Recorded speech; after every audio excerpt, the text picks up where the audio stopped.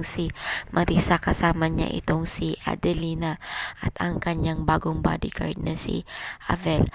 At ngayon itong si Marisa ay hindi makapaniwala na meron isang witness itong si Elise, at humarap nga itong si Mr. Oxon sa korte dahil nga pinatawag siya.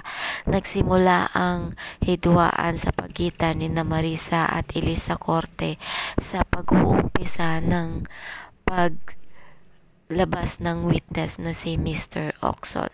At dahil hindi naging maganda ang resulta para kina Marisa ang paglabas ni Oxon, itong si Adelina ay umamin na siya ang may kagagawa ng lahat.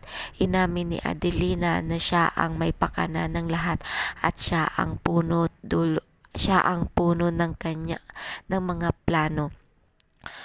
Ipinaliwanag ni Adelina kung bakit siya ang namuno ng pagpapasya ng lahat ni Marisa.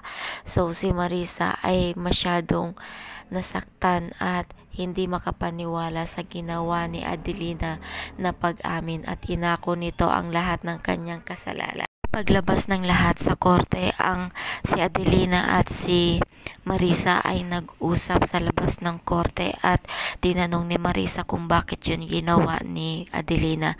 At sabi ni Adelina, akala mo walang kapalit ang lahat ng ginagawa ko? Meron. At tinanong ni Marisa kung ano ang kapalit. At sinabi naman ni Adelina na gusto niya nga na mamatay itong si Elise. At itong namang si Abel na bodyguard ni Marisa ay agad naman at nagsabi dito kay Marisa na kung mag-uusap kayo, wag dito dahil ikaw kapahamak nito. At ito namang si Marisa ay nagalit dito kay Abel na napaka-osyoso daw nito at nakikinig sa kanilang pag-uusap at wala daw itong karapatan para makinig sa kanilang mga usapan. At sinabi naman ni Abel na ikapapahamak mo ang pag-uusap nyo dito. Kung mag-uusap kayo, wag dito. At napangiti na lang itong si Adelina dahil napaka-protective talaga nitong si Abel at gusto niya itong bagong bodyguard na to. At si Marisa naman ay wala nang naimik dahil nga tama naman itong si Abel. At umalis na lang itong si Abel palabas para manahimik na itong si Marisa.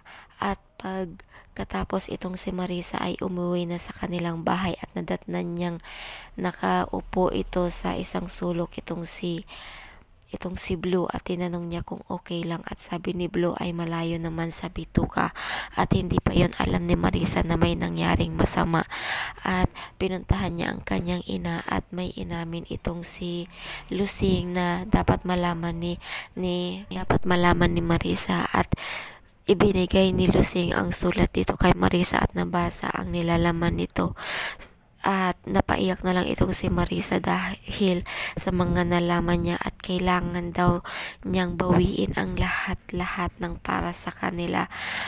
At napaiyak din itong si Lusing dahil nga sinabi ni Marisa na ang lahat ng pagsisilbi nila noon ay hindi dapat nila ginawa sa pamilyang Señedosa dahil hindi yun dapat kasi nga sa kanila pala ang Señedosa dahil ito ay ninakaw lamang ng ama ni Elise sa ama nitong si Marisa.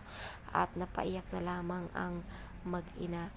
So ito ang gagawin ni Marisa, ang agawin nga talaga ang lahat-lahat, lalo na ngayon nalaman niya ang buong katotohanan dahil sa sulat na ibinigay ni Lusing.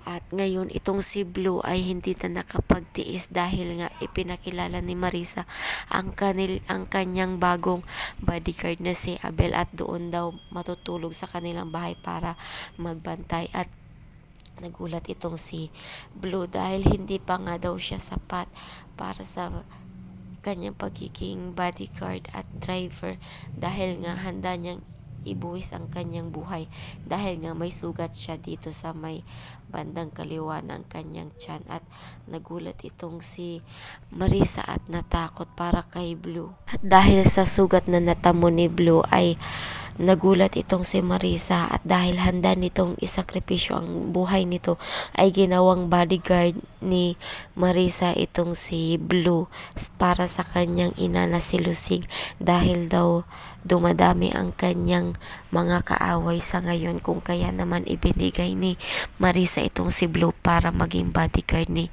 Aling Lusing. So natuwa naman itong si Blue dahil magiging bodyguard pa din siya ng pamilya ni Marisa. At ngayon ito namang si Elise ay malalaman na nanganganib ang buhay nitong kanyang anak na si Hope sa kamay nitong si Adelina, kung kaya naman ay sasabihan ni Marisa na layuan nito ang kanyang anak na si Hope dahil manganganib ang buhay nitong si Hope, dahil kung hindi nga daw makukuha ang buhay nitong si Elise ay gagawin ni Adelina kung ano man ang mga dapat na gawin niya dito kay Elise ay gagawin niya na lang dito sa anak nitong si Hope. At yun ang gagawin na paghihiganti ni Adelina laban dito kay Elise, kung kaya naman ay kailangan mag-ingat itong si Elise dahil ang kanyang anak ang magsasakripisyo or ipapalit ni Adelina, imbes na si Elise ang gagantihan nito ay si Hope na lamang ang kanyang anak ang papatayin nitong si Adelina or papahirapan ni Adelina. So ayan yung guys ang aabangan natin, ang paghihiganti ni Adelina dito kay Elise. So thank you so much for listening to my story and bye.